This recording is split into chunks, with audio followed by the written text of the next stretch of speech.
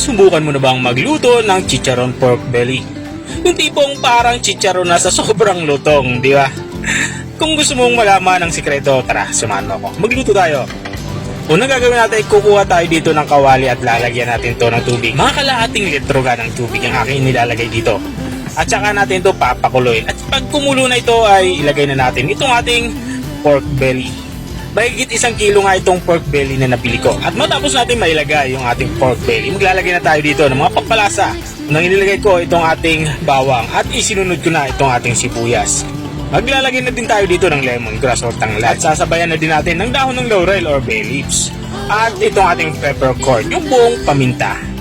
At matapos natin mailagay yan, maglalagay na din tayo ng 2 dakot na asin para may alat naman ako. Matapos na natin mailagay yung mga pampalasa natin, baliktarin lang natin to at saka natin to tatakpan. Papakuloyin natin to ng mga 30 minutes. Hindi nga natin to kailangan palambutin ng sobrang lambot kasi lulutuin pa naman natin to mama. At makalipas nga ng 15 minutes na pagpapakulo ay binaliktad ko muna ito para yung kabilang side yung maluto at papakuluan ulit natin to for another 15 minutes. So bali a total of 30 minutes natin to pinakuluan. At matapos nga ng 30 minutos ay hinango muna ito. Dito naman sa parting ito ay papalamagin una natin ito. At kung nanonood ka pa rin hanggang dito sa kalagitnaan ng aking video, ibig sabihin na nag-enjoy ka. Baka pwede mo naman i-comment kung taga saan ka para alam ko kung hanggang saan umabot ang aking video. At balik tayo dito sa ating nilulutong ulam. Ito nga sa parteng ito ay lumamig na yung ating pinakuluang pork belly. At dito naman sa parteng ito ay hihiwain na natin to. Ang hiwa naman ay depende sa kapal na gusto niyo. Pero mas maganda yung medyo makapal. Katulad ng kapal ng mukha ng kapitbahay mo.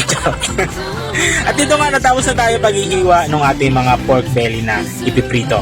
At para ma-achieve natin yung malatsitsarong lutong ng ating pork belly, i-air fry natin to ng 30 minutes. Pero kung wala naman kayong air fryer, ay pwede nyo naman itong ibilad. Katulad ng mga chicharon na ginagawa. Binibilad kasi yan para ma-achieve yung sobrang lutong ng balat.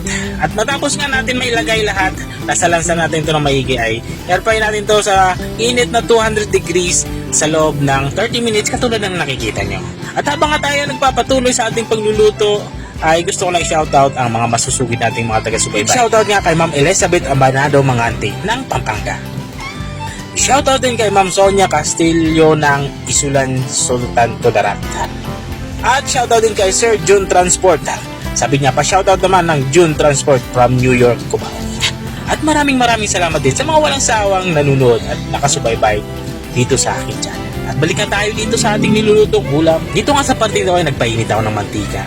At magsisimula na nga tayo magprito. Pero bago natin iprito yung mga na-airfry natin pork belly ay binudburan ko muna ito ng 1 dakot na asin. At dito nga sa parting ito ay nagpiprito na ako. Pipritohin natin ito hanggang sa magmalachicharon yung balat ng ating nilulutong pork belly. Actually napakabilis lang nito maging malachicharon dahil nga na-airfry ito. Katulad ng nakikita nyo, mga 15 minutes ko lang to inilagay sa napakainit na mantika at naging malachicharon na nga yung itsura niya. At pag ganyan na itsura niya, ilipat na natin ito sa malinis na lagayan. Grabe, putok-batok na naman tayo nito. At dito nga sa parte ito ay isa-isa ko na itong inihahangot dito sa ating kawali. At ito na nga, ready na i-serve yung ating ulam pananghalian. Ito yung ating chicharon pork belly. I-serve natin to kasama ng ating mga paboritong sausawan. Meron nga tayo ditong sausawan na suka, sili, saka may sibuyas at bawang. At kung nakarating ka nga dito sa dulo ng aking video, maraming salamat sa panonood. Kita-kita ulit sa mga susunod kong mga videos. Bye-bye!